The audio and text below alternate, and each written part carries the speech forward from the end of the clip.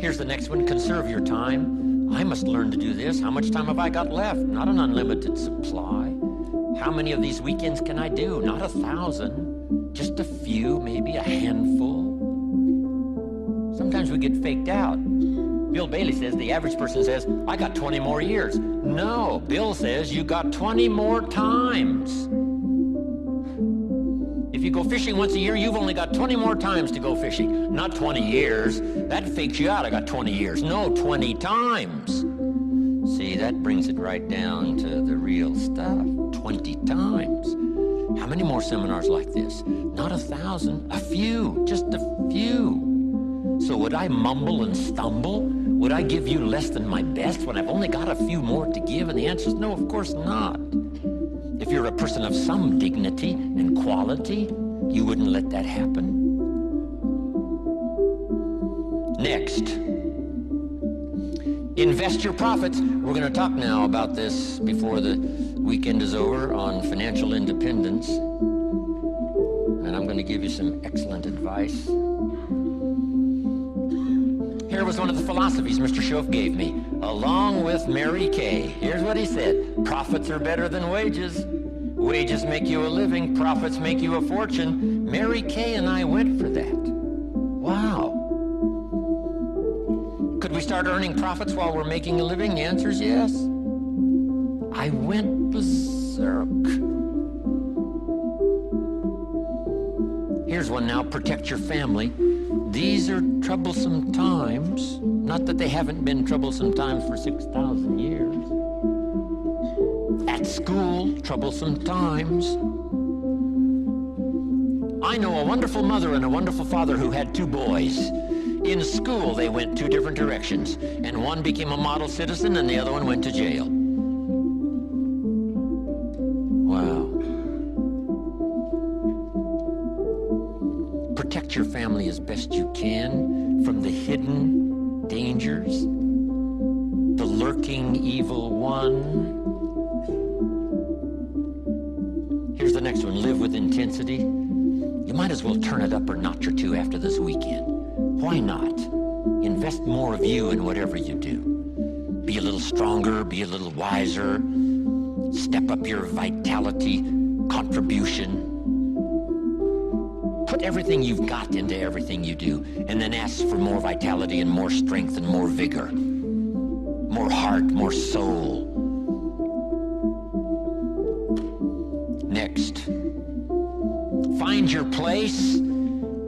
This one now is so important. If you just work on a job, find the best place where you can serve well. And sure enough, they'll ask you to occupy a better place.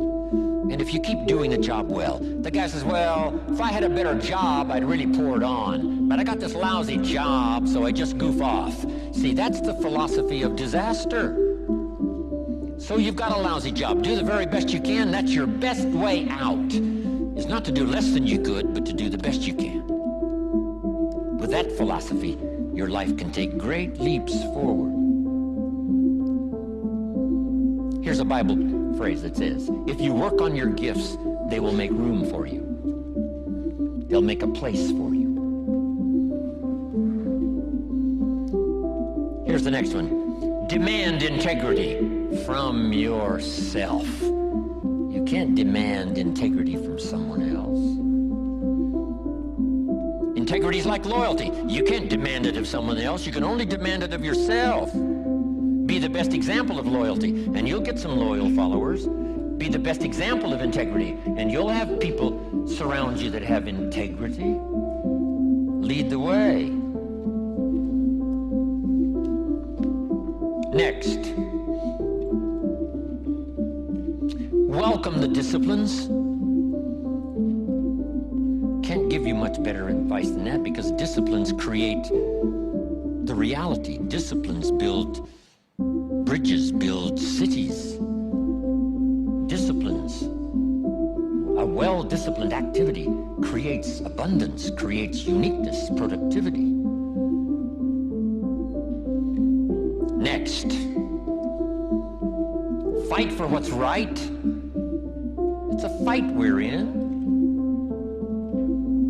The storyteller says, and there was great war in heaven. Wow, you mean way back there? Yes. 1/3 of the angels conspired. I asked Bill Bailey, how long do you suppose it took 1/3 of these angels to get together? Did they conduct meetings? I don't know. Bailey says the storyteller doesn't say. I said, then we're supposed to use our imagination. I don't know. It does say finally the great war occurred, and the 2/3 prevailed and 1/3 lost. One of the writers of later scripture, here's what he said: I fought a good fight. See, that's extraordinary to be able to say. I fought for my kids, and I fought for what was right, and I fought for my good health, and I fought to protect my company, and I fought for a good career that would bless my family. I fought a good fight. It's good to fight. The encroachment. Opposites are in conflict, and we're in the middle. And if you want something valuable, you got to fight for it. Then this writer also said, not only have I fought a good fight, and I'll finish with this, and I got a much longer list, but maybe I can cover these at another time. He said, I fought a good fight, and I kept the faith. See, that's the deal. Keep faith with your family. Fight like crazy and keep faith. Fight the enemy and keep faith. Fight illness and keep faith. Fight the evil and keep faith. I can't give you much better advice. So thank you very much for your attention. I appreciate it.